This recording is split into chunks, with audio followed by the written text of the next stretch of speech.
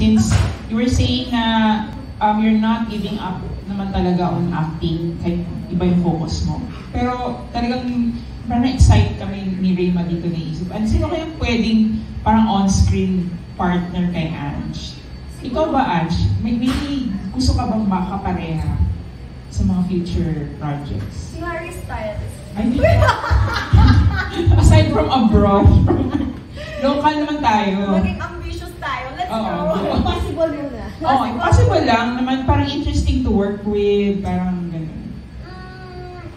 Pwede si Enrique. Sino daw? No? Eh, wag na nga lang, makambash tuloy ako. Sino? Enrique Hill. Alam mo, lagi siya nasa ABS, pero di ko siya nakikita. Enrique Hill. So unfair. Nandun siya din sa As of the Last Time daw, tapos di ko siya naabutan. Fan ka. Sobrang fan ako ng Miss Kid. Even way before. Pero mas una kong nakilala actually si Enrique Hill from Princess and I. Tapos doon ko siya naging crush talaga nung nagpakalbo siya doon, naging Shaolin siya. Tapos sabi ko lang, hala, pogi niya pa rin. So crush ko pa rin siya kahit kalbo siya doon. So, yes. Oh, pwede. Yes! Okay, Jane.